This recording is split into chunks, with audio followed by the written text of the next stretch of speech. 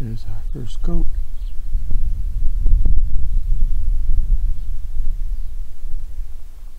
Big old billy goat.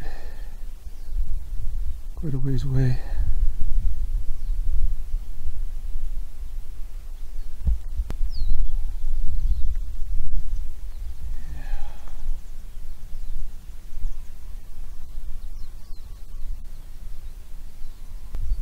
Okay, I wanted to give you some perspective on this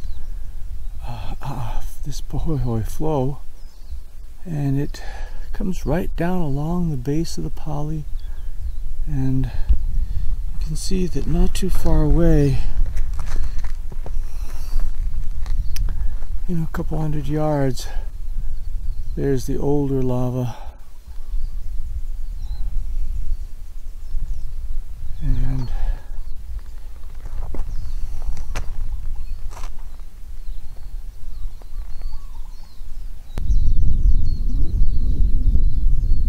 so presumably in ancient times, Hawaiian times, people were able to go up and down this cliff whenever they needed to, but probably they had their preferred routes. They were the easiest while carrying stuff, would be my guess anyhow. And we're going to go down this road a bit more until we come to one of those places. Okay. Now I'm looking up at the cliff here, and this is the Z Trail. I think you should be able to make it out. The sun is kind of interfering, but maybe I can zoom in and get some of the detail.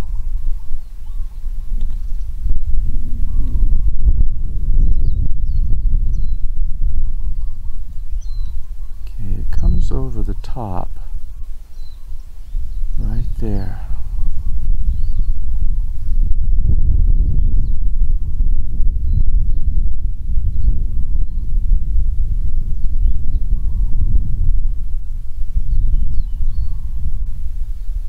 To about there.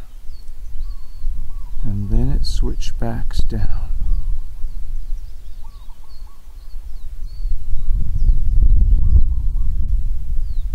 Green area, and then it comes down and pretty much zigs either way down to the bottom.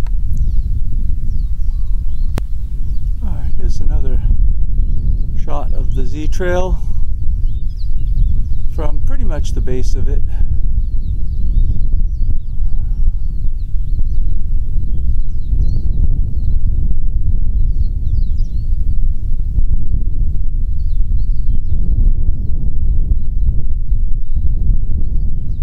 This is the trail that I believe comes reasonably close to connecting with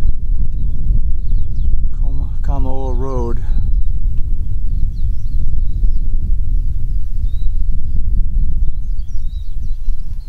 On the top, the whole pasture area slopes off toward this spot. It's very obvious on the top how this comes down and how easily it would be to move cattle. That's one of the easiest ways to get down the hill, and I believe that it was used for cattle. The trail is fairly worn, even though when you're up on it it's a little indistinct, but it's suitable for horses and certainly for foot traffic. So whether this was developed in the days of the ranch or it was already pre-existing, I don't know for sure. But what I do know is that from the bottom of the trail there is out across this Pahoehoe access into the older lava. There's our next cairn on the other side of this little draw.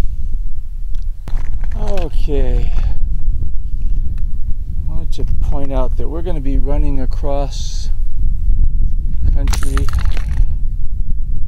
over to about there,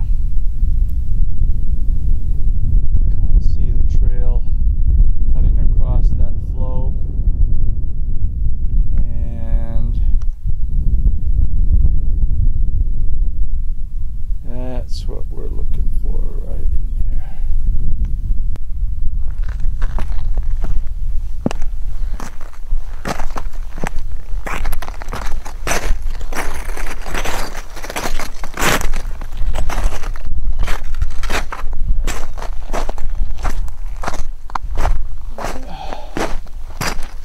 Now, I'd be the first to admit that this part of the trail is not necessarily that old. I mean, we're crossing an 1887 flow, and it's just past a bulldozer road. The trail is not very distinct. The first real sign I have of an old trail are these cairns up on the top here. They are a little more in place, and they connect with a bunch of other older cairns. Again, hard to know just how old they are. One thing I wanted to point out about this cairn, though, is that it had been knocked down, and the rock underneath the boulders is very well discolored. It's colored different by the presence of the rocks being there. I don't know how long the adjacent rock was exposed to the light and fungus and everything, but you know, my guess is quite a bit of time. That's why this cairn here to me seems much more like an ancient cairn than anything else I've seen before. It was clearly disturbed, and the rock, the new fresh rock, exposed.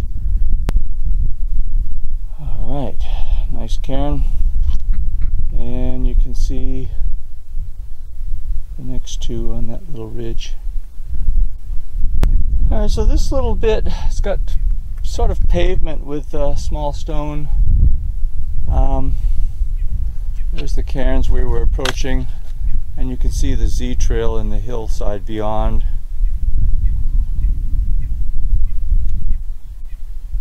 Also, I just wanted to point out while we're here is that most of these trees that we're seeing are ohia,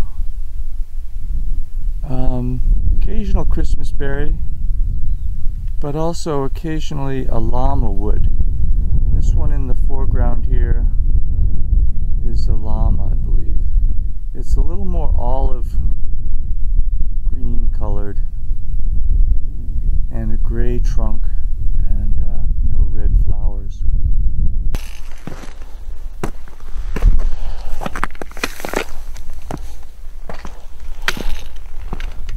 That's paved, this little section through here. Definitely got a rim on both sides. And I'm seeing what looks like the remains of a wall there. Actually a house site.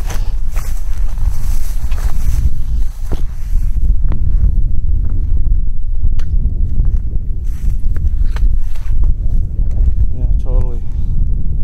Yeah. See, there's one wall, and it wraps around.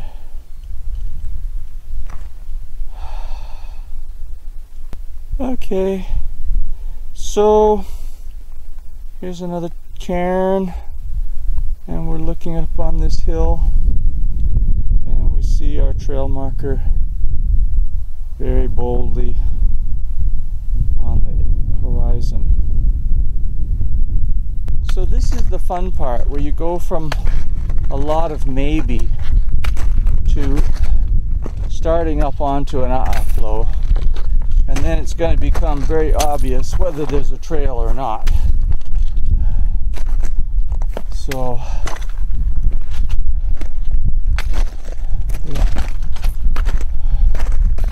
the need for shoes, and to keep your shoes intact, you know. Crossing this it made it worthwhile to build these trails.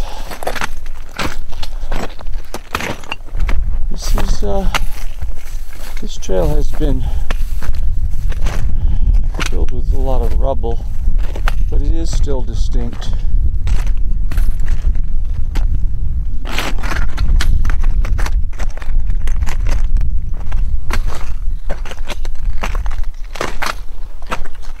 You can see the little rocks on the bottom, paving. The cairn.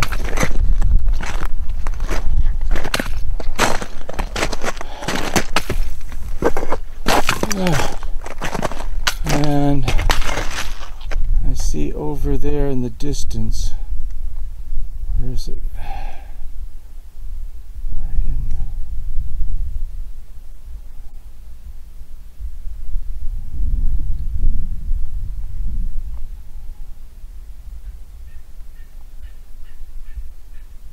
Where's that marker?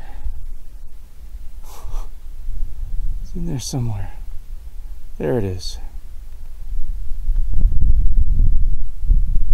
Alright, so it's definitely happening. We're heading out around that big hummock over there.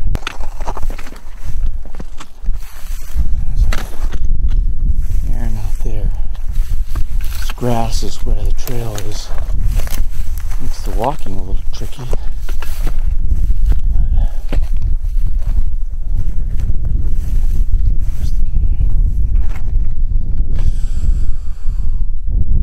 And where are we going then? I don't know.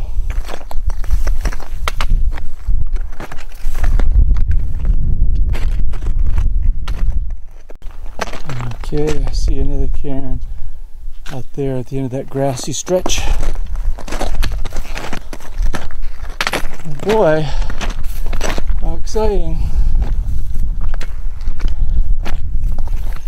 I still don't really know how old this trail is, but it's a very well established trail. And it's got the paving and everything that would be good for foot traffic.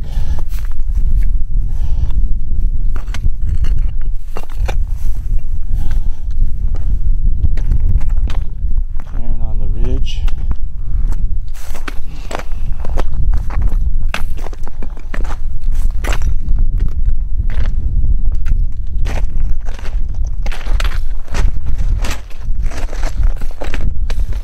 Into the newer flow.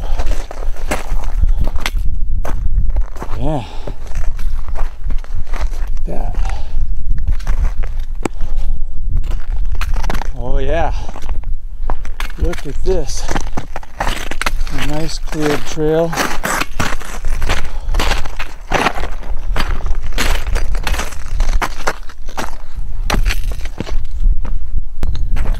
Quite a ladder going up here.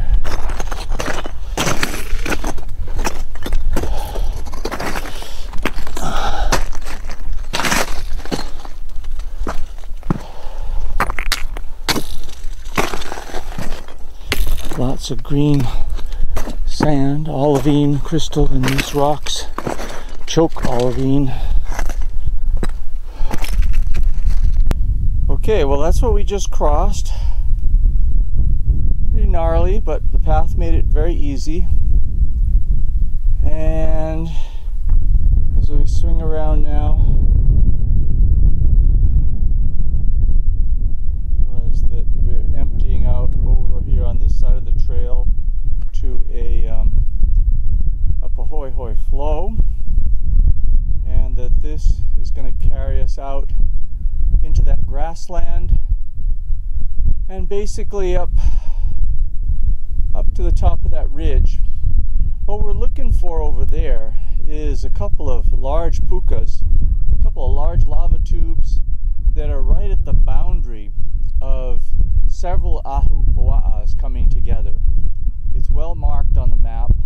There's a big pipe in the ground next to these big lava tubes.